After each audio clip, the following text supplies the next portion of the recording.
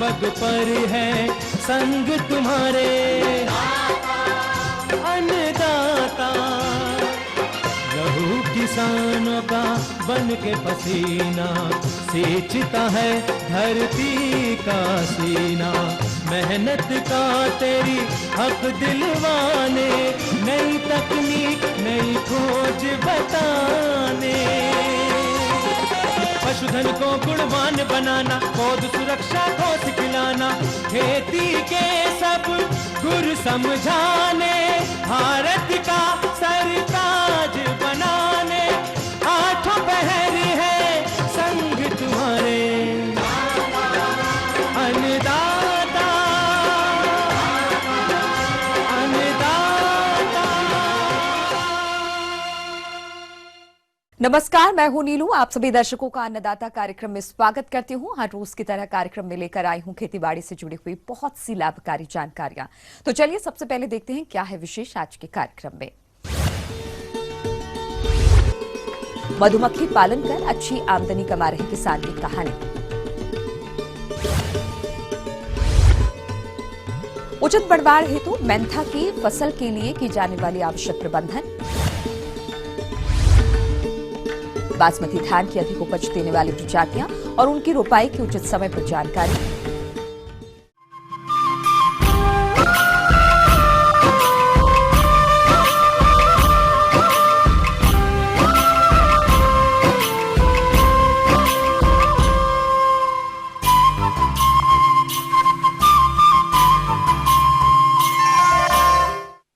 किसानों के उत्थान के लिए शासन कई तरह के प्रयास कर रहा है और इन्हीं प्रयासों का नतीजा है कि आज राज्य के बहुत से किसान शासन द्वारा मिलने वाली सहायता का लाभ उठाते हैं। परंपरागत कृषि के साथ अन्य कृषि सह व्यवसायों को अपनाकर अच्छी आमदनी प्राप्त कर रहे हैं और इसका मौजूदा उदाहरण है बिहार राज्य जिला कटिहार के प्रगतिशील कृषक सदानंद कुमार सिंह, जिन्होंने शासन से मिलने वाले अनुदान का लाभ उठाते हुए छोटे स्तर से मधुमक्खी पालन व्यवसाय सन 2006 में चालू किया और आज इस व्यवसाय से वो प्रतिवर्ष लाखों की आय कमा रहे हैं। तो आइए जानते हैं इनकी सफलता की कहानी इन्हीं की जुबानी। वो पंजाब गए थे काम करने के लिए, तो रोजी रोटी के तलाश में हम भी वहाँ गए। संजोग से इधर उधर भटकते भटकते कश्मीर प्रेस फॉरम है, बी फॉर्म था लुधियाना डिस्ट्रिक्ट दोराहा में, वहाँ पहुँचे। वहाँ साल भर काम किए, टी छोड़ दिए। 10 बॉक्स जो है किसी किसान से हम खरीदे, वो लोग हम पे दया करके जो 10 बॉक्स दिए, उस 10 बॉक्स से जो हम 240 बॉक्स बनाए पंजाब में। फिर यहाँ कटिहार में भी देखे कि यहाँ भी सरकारी तरफ से अनुदान के रूप में दे रहे हैं, तो हम लोग वहाँ कुछ बॉक्स बेच दिए और बाकी बॉक्स जो है राजस्थान से वहाँ गंगानगर सीजन लगाने के लिए जाते थे, कोटा जाते थे, मध्य प्रदेश जाते थे। धनिया का खेती वहाँ काफ़ी मात्रा में होते हैं, तो वहाँ से जो है हम लोग दोनों भाई प्लान बनाए, कुछ बॉक्स वहीं बेच दिए और 240 बॉक्स में 140 वहाँ बेच दिए, 200 बॉक्स लेके आए यहाँ। पहले साल जो है यहाँ हम लोगों का वातावरण का पता नहीं था, मनिहारी में रखे, अचानक बाढ़ आने के कारण जो मधुमक्खी जो हम लोगों का ख़त्म हो गया। फिर जो है सरकारी स्तर से 90% अनुदान मिलता था, वहाँ से हम लोग लिए।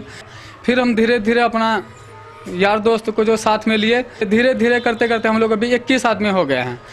तो पहले बहुत दिक्कत था साथ बेचने का, कलकत्ता यहाँ से ले जाना पड़ता था, वहाँ ले जाने के बाद वो लोग अपना मनमर्जी करते थे। फिर जो हम जहाँ काम करते थे पंजाब में कश्मीर फाइले से, वहाँ से हम लोग नंबर लिए। उसके बाद हम लोग समूह बना के साथ में जोड़े, किशनगंज जिला, पूर्णिया जिला और कटिहार तीनों मिल के जो जिसको भी देते हैं, चाहे डाबर वाले हो या केजरीवाल हो, अभी जो है शक्ति वाले नए एक्सपोर्टर हैं। तो लेकिन बेचने का पहले 2 साल तो खूब बढ़िया रेट भी रहा, उत्पादन भी बढ़िया हुआ। फर्स्ट में 20 बॉक्स खरीदने में 60,000 रुपया मधुमक्खी खरीदने में लगेंगे। 60,000, 20 बॉक्स का दाम 60,000 हो गए और 20 बॉक्स का खाली बॉक्स का लगेंगे 10,000 रुपया।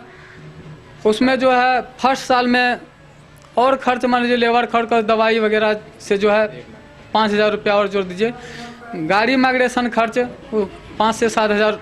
और हम लोगों का ये सौभाग्य है कि कटिहार में इतना माइग्रेशन करने की ज़रूरत नहीं है। अपना ज़िला में 2-3 भागलपुर हो गए, कटिहार हो गया, पूर्णिया और किशनगंज, ये चारों ज़िला से मिला के हम लोग का जो है पूरा साल निकल जाता है अपना कोसी में। तो उत्पादन भी बढ़िया है। 20 बॉक्स में इस साल का जो उत्पादन है बहुत हाईएस्ट है, जब से हम यहाँ 10 साल से काम कर रहे हैं। इस बार जो है 55 से 60 किलो जो है अभी तक दे चुका है मधुमक्खी उत्पादन एक बॉक्स का, जो कि लेकिन कीमत जो है इस बार बहुत कम गए हैं। पिछले साल 120 से लेकर 25 तक थे, इस बार जो है 75 से 80 रुपया है, थोड़ा सा शार्ट लगा है। किसान भाइयों, अभी इनके पास 1500 मधु बॉक्स हैं और प्रति बॉक्स के रखरखाव पर, प्रबंधन पर इन्हें प्रति वर्ष लगभग 1000 रुपए का खर्च आता है। अब यदि शहद उत्पादन की बात करें तो इन्हें प्रति बॉक्स से लगभग 60 किलोग्राम शहद प्रति वर्ष प्राप्त होता है, जिसे ये औसतन 100 रुपए प्रति किलोग्राम के हिसाब से बेचते हैं। इस प्रकार से इन्हें प्रति वर्ष प्रत्येक बॉक्स से 6000 रुपए की आय प्राप्त होती है। अब इस प्राप्त आय में से बॉक्स पर होने वाले खर्च 1000 रुपए को घटा दिया जाए तो इन्हें प्रति बॉक्स से प्रत्येक वर्ष 5000 रुपए की शुद्ध आमदनी। लोग जो समूह बनाए हैं अभी 20 से 21 आदमी हैं, इसमें ये समूह जो हम लोग पंजाब से भी व्यापारी को मंगा सकते हैं, कोलकाता से भी मंगा सकते हैं, तो दिल्ली से भी आता है। यहाँ समूह में यही दम है। मैं जो भी पालक नया काम करना चाहते हैं वो समूह से जुड़ के काम करें तो विशेष फायदेमंद रहेंगे। वो पंजाब गए थे काम करने के लिए, तो रोजी रोटी के तलाश में हम भी वहाँ गए। संजोग से इधर उधर भटकते भटकते कश्मीर पेरेस फॉरम है, बी फॉर्म था, लुधियाना डिस्ट्रिक्ट दोराहा में, वहाँ पहुँचे। वहाँ साल भर काम किए, छोड़ दिए। 10 बॉक्स जो है किसी किसान से हम खरीदे, वो लोग हम पे दया करके जो 10 बॉक्स दिए, उस 10 बॉक्स से जो हम 240 बॉक्स बनाए पंजाब में। फिर यहाँ कटिहार में भी देखे कि यहाँ भी सरकारी तरफ से अनुदान के रूप में दे रहे हैं, तो हम लोग वहाँ कुछ बॉक्स बेच दिए और बाकी बॉक्स जो है राजस्थान से वहाँ गंगानगर सीजन लगाने के लिए जाते थे, कोटा जाते थे, मध्य प्रदेश जाते थे। धनिया का खेती वहाँ काफ़ी मात्रा में होते हैं, तो वहाँ से जो है हम लोग दोनों भाई प्लान बनाए, कुछ बॉक्स वहीं बेच दिए और 240 बॉक्स में 140 वहाँ बेच दिए, 200 बॉक्स लेके आए यहाँ। कम से कम 20 बॉक्स से शुरू करें। अगर ज़्यादा पैसे वाले हैं तो भी 20 बॉक्स से करने में ही फ़ायदा, क्योंकि पहले साल जो है बहुत सा दिक्कत का सामना करना पड़ सकता है। कोई बीमारी हो गया या हादसा हो गया, ज़्यादा शॉर्ट लग सकता है, इसलिए कम से कम 20 बॉक्स, हाईएस्ट 50 बॉक्स से शुरू कर सकते हैं। शुरुआती दौर इसका सबसे बढ़िया सरसों के सीज़न से शुरू होता है, नवंबर दिसंबर में। नवंबर दिसंबर में हम लोग किशनगंज बहादुरगंज साइड जाते हैं, वहाँ कुछ अगेती सरसों होता है। वहाँ ख़त्म होने के बाद जो है हम लोग का लोकल एरिया में भी जो है अपना पंचायत सिकोरना साइड जो है इधर काफ़ी मात्रा में सरसों होते हैं, वहाँ से लेने के बाद वहाँ रखते हैं। उसके बाद रैचा में नगोछिया हो या मनिहारी साइड रैचा में लगाते हैं। रैचा के बाद अभी लगाए थे किसान भवन में कटिहार में, सहजन में भी बढ़िया स्वाद आया। लेकिन अभी जो है यहाँ से उठा के अभी नगोछिया भागलपुर जिसको जहाँ यानी जगह मिल रहा है, तो लीची में, और लीची ख़त्म होने के बाद तिल में चले जाते हैं बागडोगरा साइड। वहाँ पिछले साल भी काफ़ी मात्रा में उत्पादन हुआ। तो अभी बहुत समस्या, अभी फिर भी जब शुरुआत हम लोग यहाँ किए थे बहुत सी समस्याएं थी कि मेरा सरसों खा जाता है या लीची का फूल पी जाता है। एक साल तो बहुत दिक्कत हुआ, लेकिन फसल जब उसका पैदा हुआ, उस फसल को देख के वो लोग खुश हुए पुनः, और खुद ही आके हम लोगों को आमंत्रण किए कि दूसरे साल भी जो हमारे वहाँ रखो। ये थी कुछ उपयोगी जानकारियां। अब लेते हैं छोटा सा ब्रेक, जल्द लौटेंगे और कार्यक्रम में आगे है महत्वपूर्ण जानकारियां। बने रहिए हमारे साथ।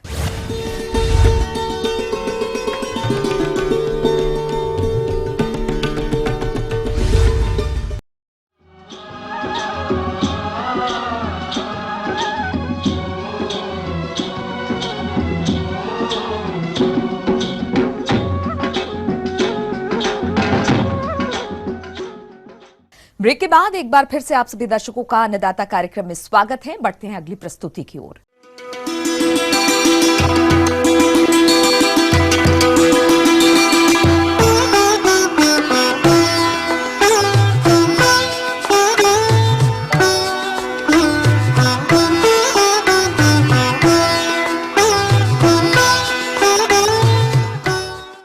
प्रदेश के जिन किसान भाइयों ने मेंथा की फसल लगाई है, उनकी फसल में इस समय कुछ समस्याएं देखने को मिलती है, जिसकी वजह से फसल की बढ़वार में बाधा उत्पन्न हो जाती है।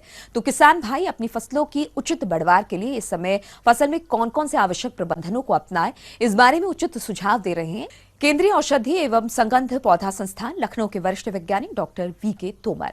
इस समय मेंथा में अधिकतर किसान शिकायत कर रहे हैं कि उसकी बढ़वार नहीं हो रही है। तो ये गर्मी की वजह से है, तापमान बहुत ज़्यादा था। अगर बढ़वार नहीं हो रही है, नीचे की पत्तियां अगर पीली होकर गिरने लगी हैं, तो किसान भाइयों को सलाह दी जाती है कि उसको काट लें, तुरंत उसमें पानी दें काटने के बाद, और यूरिया आप करीब 1 हेक्टेयर के लिए करीब 50 किलोग्राम यूरिया को आप उसका बुरकाव कर दें दोपहर के समय, तो आपको जून के अंत तक दूसरी कटाई मिल जाएगी।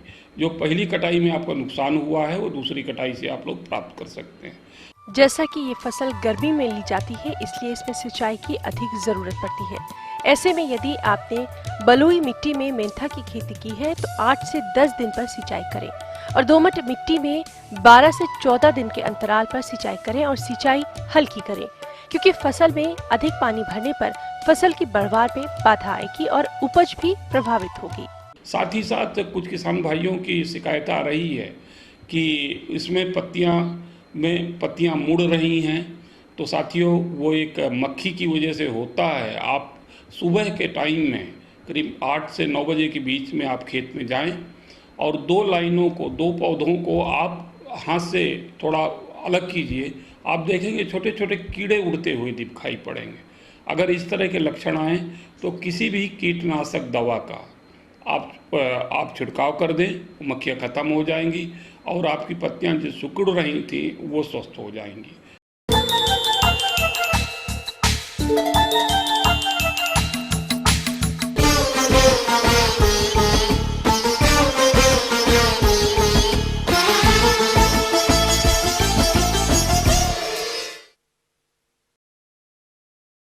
हमारे प्रदेश के बहुत से किसान भाई खरीफ मौसम में धान की खेती बड़े क्षेत्रफल में करते हैं, लेकिन जो किसान भाई खरीफ मौसम में बासमती धान की खेती करना चाहते हैं तो उन्हें इसकी उन्नत प्रजातियों और इनकी बुआई के उचित समय के बारे में पता होना बहुत जरूरी होता है। तभी वो इसकी स्वस्थ नर्सरी डालकर आगे चलकर इससे अधिक उपज की प्राप्ति कर सकते हैं। तो बासमती धान की कौन कौन सी उन्नत प्रजातियां हैं और इसकी बुआई का उचित समय क्या है, इन सभी पहलुओं पर विस्तार से जानकारी के लिए आइए मिलते हैं बासमती निर्यात विकास संस्थान मोदीपुरम मेरठ के डॉक्टर रितेश शर्मा से। आज हम बासमती धान की खेती के लिए कौन कौन सी प्रजातियों का चयन करें उसके बारे में चर्चा करेंगे। जैसा कि आप सभी जानते हैं, बासमती की खेती पिछले कुछ वर्षों से काफ़ी तेज़ी से बढ़ी है, जिसके फलस्वरूप हमारा एक्सपोर्ट काफ़ी ज़्यादा बढ़ा है और विदेशी मुद्रा हमने काफ़ी ज़्यादा अर्जित की है। जो किसान भाई बासमती धान की खेती करना चाहते हैं उनको प्रजाति का चयन करने से पहले हर प्रजाति के बारे में पूर्ण जानकारी होना आवश्यक है। प्रदेश के जो भी किसान भाई बासमती धान की खेती करना चाहते हैं तो उन्हें इसकी खेती करने से पूर्व कुछ तकनीकी बिंदुओं को अमल में लाना होगा, तभी वो इस फसल से अधिक और अच्छी गुणवत्ता वाली उपज की प्राप्ति कर सकते हैं। तो बासमती धान की कौन कौन सी उन्नत प्रजातियां हैं और उनकी नर्सरी में बुआई कब कब की जाए, आइए इस बारे में विस्तार से जानते हैं। बासमती धान की कुल 21 वैरायटी इस समय है, लेकिन जो प्रमुखता से बासमती धान की जो प्रजातियां किसान भाई ले रहे हैं उनमें पूसा बासमती 1121, पूसा बासमती 1509, पूसा बासमती 1, पूसा बासमती 6 प्रमुख प्रजातियां हैं। पूसा बासमती 1121 हमारे देश से सबसे ज़्यादा एक्सपोर्ट होती है। इस वैरायटी का चावल दुनिया का सबसे लंबा चावल है, जिसकी विदेशों में काफ़ी मांग है। पूसा बासमती 1121 140 दिन आपको बीज बोने से काटने तक कुल समय 140 दिन का लेती है। इस वैरायटी का दाना लंबा है। यदि किसान भाई पूसा बासमती 1121 की खेती करना चाहते हैं तो इसकी बिजाई 15 जून के बाद करें और 20 से 25 दिन की पौध खेत में लगाएं। इस प्रजाति का औसत उत्पादन 40 से 45 क्विंटल पर हेक्टेयर है, लेकिन किसान भाई अच्छी तकनीक का प्रयोग करके इसकी उपज 60 क्विंटल तक 1 हेक्टेयर में ले सकते हैं। पिछले वर्ष बासमती धान की एक नई प्रजाति पूसा बासमती 1509 रिलीज की गई है। ये वैरायटी बहुत अच्छी है और ये भारतीय कृषि अनुसंधान संस्थान पूसा नई दिल्ली से रिलीज की गई है। इस वैरायटी की खासियत है कि ये बासमती होते हुए मात्र 110 दिन के अंदर पककर तैयार हो जाती है। जैसे 1121 में जो कुछ कमियां किसानों को नज़र आती थीं, जैसे वो थोड़ी सी ज़्यादा बढ़ती है, लेकिन 1509 कम बढ़ती है और उसका दाना भी 1121 की तरह ही लंबा है, सुगंधित है, पकने के बाद बहुत अच्छा इसका चावल भी बनता है और इसकी मांग भी धीरे धीरे काफ़ी बढ़ रही है। जो किसान भाई कम समय में 1509 का चयन कर सकते हैं। इसकी खेती यदि आप कर रहे हैं तो कुछ बातों का आपको ध्यान रखना होगा। 1509 को कोशिश कीजिए 15 जुलाई के बाद इसको लगाएं खेत में, जिससे कि बासमती की क्वालिटी खराब ना हो और अच्छी गुणवत्ता का चावल हम पैदा कर सकें। पूसा बासमती 1509 का औसत उत्पादन 45 से 50 क्विंटल पर हेक्टेयर है, लेकिन किसान भाई अच्छी गुणवत्ता से और नवीन विधियों का प्रयोग करते हुए इसको 65 से 70 क्विंटल एक हेक्टेयर में ले सकते हैं। इस वैरायटी का बाज़ार में ठीक रेट मिल रहा है और आप इसका चयन कर सकते हैं। पूसा बासमती 1, जिसे कि अलग अलग क्षेत्रों में तूड़ा बासमती, मुच्छड़ बासमती आदि नामों से भी जाना जाता है, वो भी बहुत अच्छी किस्म है। यह भी पूसा नई दिल्ली से विकसित की हुई थोड़ी पुरानी वैरायटी है, लेकिन आज भी इसके चावल को खाने वालों की कोई कमी नहीं है। अमेरिकी देशों में इस वैरायटी की काफ़ी मांग है, क्योंकि इसमें खुशबू, सुगंध, जो कि बासमती की एक विशेष पहचान है, काफ़ी स्ट्रॉन्ग होती है। किसान भाइयों के लिए ये वैरायटी काफ़ी मुफीद है, ख़ासतौर से पश्चिमी उत्तर प्रदेश के किसान इसको काफ़ी ज़्यादा मात्रा में लगाते हैं। देखा गया है जिन खेतों में जंगली सूअर की समस्या होती है, वहाँ भी इस वैरायटी में नुकसान दूसरी वैरायटियों की तुलना में काफ़ी कम होता है। इस वैरायटी की औसत उपज 45 से 50 क्विंटल पर हेक्टेयर है, लेकिन इस प्रजाति की भी किसान भाई अच्छी तकनीक से यदि खेती करते हैं तो वो 70 से 75 क्विंटल तक भी ले सकते हैं। पूसा बासमती 6, जिसे हम 1401 के नाम से भी जानते हैं, ये वैरायटी भी काफ़ी अच्छी विकसित की गई है।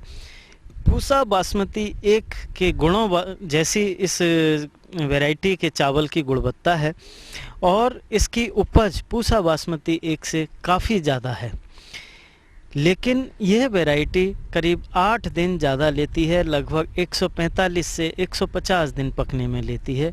अतः यदि आप इस प्रजाति का चयन कर रहे हैं तो इसकी बिजाई जून के पहले हफ्ते में कर दें, जिससे समय पर आप इसको काट कर अच्छी से अच्छी उपज प्राप्त कर सकें। बासमती की इन सभी प्रजातियों का आधारीय बीज बासमती निर्यात विकास प्रतिष्ठान BEDF मोदीपुरम मेरठ में उपलब्ध है, जहां से आप अच्छी क्वालिटी का बीज प्राप्त करके इसकी खेती कर सकते हैं। ये सभी वैरायटी एक्सपोर्ट पोटेंशियल हैं, एक्सपोर्ट में काफ़ी जाती हैं और विभिन्न क्षेत्रों में इसकी मार्केटिंग की समस्या नहीं है। बासमती की कोई भी प्रजाति पूरे 6 राज्य, जिनमें पंजाब, हरियाणा, उत्तराखंड, हिमाचल, जम्मू कश्मीर और पश्चिमी उत्तर प्रदेश में इस प्रजाति की खेती की जा सकती है। आगे और भी कुछ रोचक जानकारियां, पर यहां पर रुकेंगे एक और ब्रेक के लिए। जल्द हाजिर होते हैं।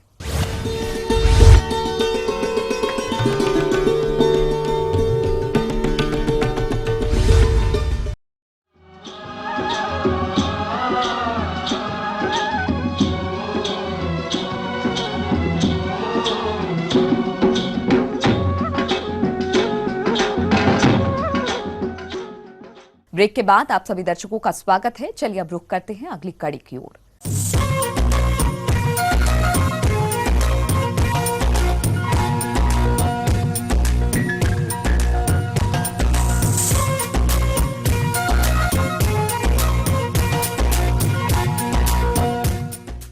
हमारे प्रदेश के किसान भाई कम पूंजी एवं कम खर्च में भेड़ पालन कर अच्छा लाभ प्राप्त कर रहे हैं, लेकिन भेड़ पालन से ज्यादा मुनाफा तभी ले सकेंगे जबकि भेड़ों की सही से देखभाल वो करेंगे, क्योंकि इनके प्रबंधन में थोड़ी सी लापरवाही करने पर भेड़ पालकों को बड़ा नुकसान भी हो सकता है। इसलिए वर्तमान समय में भेड़ों की देखभाल किस तरह से की जाए, आइए जानते हैं पशु चिकित्सक डॉक्टर आशीष चोपड़ा से। भेड़ पालन जो किसान भाइयों के बीच में भेड़ पालकों के अंदर होता आया है, वो हमेशा से एक पारंपरिक तौर पर ही भेड़ पालन को करते रहते हैं। भेड़ पालन हमेशा एक रेवड़ के अंदर ही किया जाता है। इसमें संख्या 50 से 70 के करीब होनी चाहिए। उसी समय में ही भेड़ पालन जो है वो एक तरह से आपका लाभदायक बनता है। इसके अलावा भेड़ हमेशा ग्रेजिंग के साथ जुड़ी हुई है। भेड़ अपना जितना भी सुबह या शाम को आप उसको जो भी दाना चारा देंगे, उसके अलावा उसको पूरे दिन में चराई कराने के लिए ले जाना पड़ता है।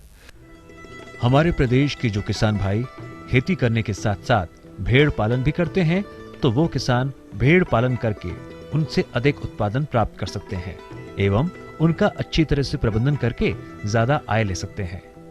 किस प्रकार से इनका वैज्ञानिक तरीके से देखरेख करें, आइए जानते हैं। अगर पशु के रहने की जगह साफ सुथरी होगी, उसकी दीवारों में कोई भी क्रैक्स वगैरह नहीं होंगे, तो जो बाह्य परजीवी हैं उन सब के पनपने के लिए, अंडे देने के लिए कोई जगह ही नहीं बचेगी। अगर पशु का अगर गीले स्थान पर अगर उसको पाल रहे हैं, गलत जगह पर आना, तो उसमें बीमारियां आने की भी संभावनाएं बढ़ जाती हैं और इसके साथ ही स्वास्थ्य संबंधी समस्याएं भी खूब आने लगती हैं। भेड़ पालक भाइयों, इन भेड़ों के रहने की उचित प्रबंधन करना चाहिए ताकि इनमें रोगों का प्रकोप ना हो एवं इनका स्वास्थ्य अच्छा बना रहे। तो किस तरह से करें इनके आवास की साफ सफाई, चलिए ये भी हम आपको बताते हैं।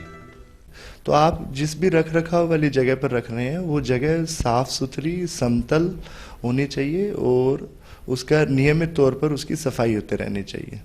के पास अगर बड़ा रेवड़ है, आप एक या दो जानवर हैं, तो मैं ये समझ सकता हूँ कि आप उसके प्रदर्शन को आप याद रख लेंगे। लेकिन जैसे जैसे रेवड़ 50, 60, 100 का रेवड़ होता जाएगा और 100 रेवड़ों में अगर प्रतिवर्ष आपके 70 बच्चे पैदा हो रहे हैं, तो आप उन सभी बच्चों के आप हिसाब अपनी आंखों से या अपने दिमाग के अंदर याद नहीं रख सकते।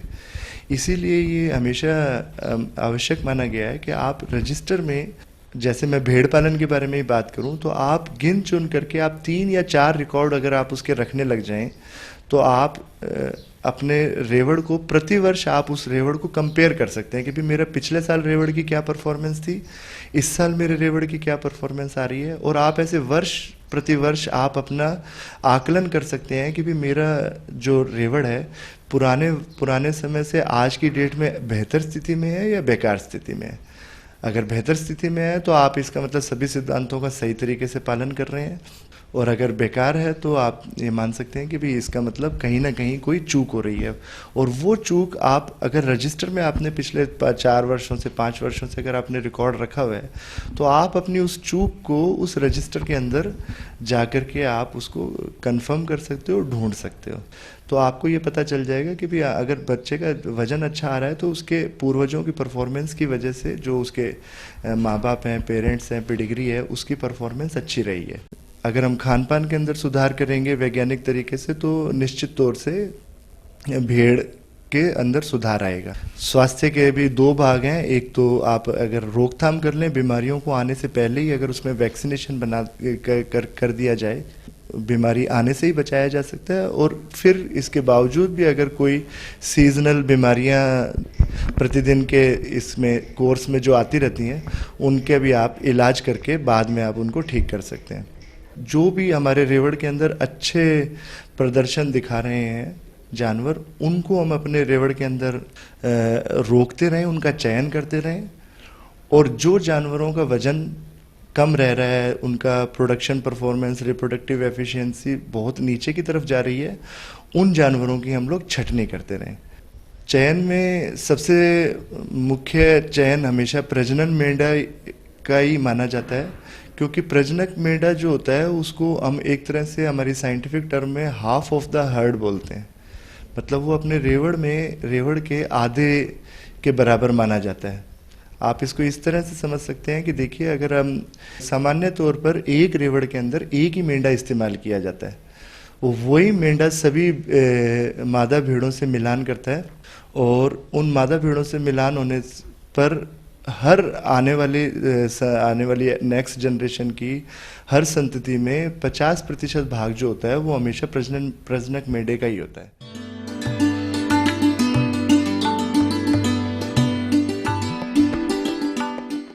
अन्नदाता हेल्पलाइन निशुल्क फोन संपर्क सेवा के माध्यम से आपके द्वारा पूछे गए कृषि से जुड़े प्रश्नों में से 1 या 2 महत्वपूर्ण प्रश्न को हम अपने कार्यक्रम में शामिल करते हैं, और इसी के तहत आज का चयनित प्रश्न और उसका जवाब इस प्रकार है। अन्नदाता निशुल्क फोन संपर्क सेवा के माध्यम से पूछे गए प्रश्नों में से आज हमने जिस प्रश्न को कार्यक्रम में शामिल किया है उसे पूछा है पीपरीपुरा जिला इटावा के कृषक ओम प्रकाश यादव ने। यह गुलाब के फूलों से गुलाब जल एवं तेल निकालने वाले संयंत्र के बारे में जानकारी चाहते हैं। तो ओम प्रकाश यादव जी, आपकी जानकारी हेतु प्रस्तुत है कार्यक्रम का यह अंश। देखिए, ऐसा है कि ये जो मशीन है जिसके गुलाब का जल निकाला जाता है आमतौर पर, और गुलाब का अगर तेल निकालना हो तो तेल की जो मात्रा होती है बहुत कम होती है। तो गुलाब के तेल के लिए कोहेबिशन यूनिट ज़रूरी है।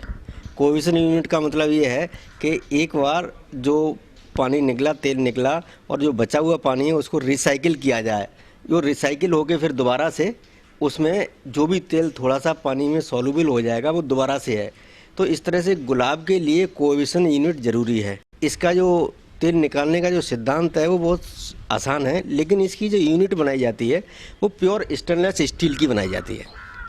दूसरा क्या है कि इसमें ये भट्टी है, ये फूल भरने की जगह है और ये फूल इसमें भर के इसको टाइट कर दिया जाता है। इस टाइट करने के बाद ये इधर से पानी और भाप गर्म होके उधर जाता है और कंडेंसर के बाद वहाँ रिसीव कर लिया जाता है। और रिसीव करने के बाद अगर तेल निकालना है तो उसको रिसाइकिल कर दिया जाता है और तेल नहीं निकालना है तो सीधा गुलाब जल कलेक्ट कर लिया जाता है बर्तन में। तो ये बड़ा आसान तरीका है और इस तरीके में सबसे बड़ा फ़ायदा ये है कि जो रिकवरी है कम से कम डबल मिलती है जो आम यूनिट है। और कई बार के गुलाब जल की तो काम लोग कर सकते हैं, लेकिन गुलाब का तेल निकालना बहुत मुश्किल होता है। इसमें गुलाब का तेल भी निकाला जा सकता है जो कि बहुत ही बहुमूल्य है। तो गुलाब के तेल निकालने के लिए जहाँ तक हमारी तरफ से सिफारिश है वो ये है कि स्टेनलेस स्टील की जो यूनिट है जिसका नाम सिमैप ने सिम आस्विका दिया है उसका इस्तेमाल करना चाहिए। और इससे अगर गुलाब जल का भी काम करते हैं तो इससे गुलाब जल अच्छी क्वालिटी का और ज़्यादा मात्रा में निकलता है। देखिए इसमें ज़्यादा से ज़्यादा 2.5 से 3 घंटा लगता है एक बार में। दूसरा क्या है कि उस 2.5 से 3 घंटे में फिर पीछे जो हमारा मटेरियल रह गया है या पानी रह गया है उसमें बचता कुछ नहीं है, इसमें से पूरा निकल जाता है। समय के साथ साथ इसमें ईंधन भी बहुत कम लगता है। बात यह है कि पानी का जो सर्कुलेशन सिस्टम है वो उस पानी सर्कुलेट करता रहता है। अगर पानी की बात किया जाए तो कुल मिला के पानी वहाँ पे गर्म होता रहता है बार बार और गर्म पानी से ही ठंडा करने की कोशिश की जाती है। तो पानी की भी बर्बादी अगर देखा जाए तो वहाँ ज़्यादा होती है। यहाँ पर क्या है कि पानी को सर्कुलेशन में रखा जाता है, वहाँ पर पानी को बार बार गर्म कर दिया, फिर पूरा फेंक दिया, फिर दोबारा ठंडा कर दिया जाए। तो इस तरह से श्रम की भी बचत है, ईंधन की भी बचत है और पानी की भी बचत है और समय की भी बचत है। और इन सब बचतों के साथ जो रिकवरी है वो ज़्यादा है। देखिए जिस साइज़ की ये सिम आस्विका दे रहे हैं ये मेरे ख्याल से 30,000 के आसपास बन जाती है और इसमें 25 किलो फूल एक बार में डाले जा सकते हैं। अगर आपको ज़्यादा फूल उगाने हैं, ज़्यादा बड़े स्तर पर खेती करनी है तो उसी स्तर में आप इसकी जो साइज़ बढ़वा सकते हैं, लेकिन डिज़ाइन यही है। और जहाँ तक इसमें उपलब्धता की तो आप सिमैप में आके संपर्क कर सकते हैं, सिमैप से इसका पता ले सकते हैं किस तरह से क्या डिज़ाइन वगैरह मिल जाती है। हम ये उम्मीद करते हैं कि आज का कार्यक्रम आप सभी दर्शकों के लिए उपयोगी रहा होगा। किसान भाइयों, अन्नदाता आपकी सेवा के लिए संकल्परत है। कृषि संबंधित समस्या एवं सुझाव के लिए आप हमें इस पते पर संपर्क कर सकते हैं। प्रोड्यूसर अन्नदाता ETV Uttar Pradesh Uttarakhand, Ramoji film city Hyderabad 501512। साथ ही आप हमें ईमेल भी कर सकते हैं। हमारा ईमेल है annadaata.up@etv.co.in।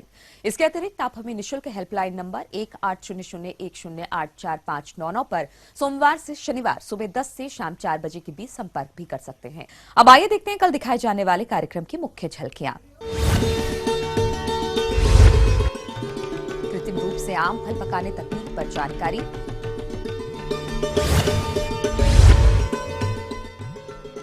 फसलों के लिए हानिकारक गाजर घास का समेकित उन्मूलन। फिलहाल अन्नदाता की पूरी टीम को इजाजत दीजिए। कल फिर इसी समय आपसे मुलाकात होगी कृषि संबंधित कुछ और महत्वपूर्ण जानकारियों के साथ। तब तक के लिए नमस्कार।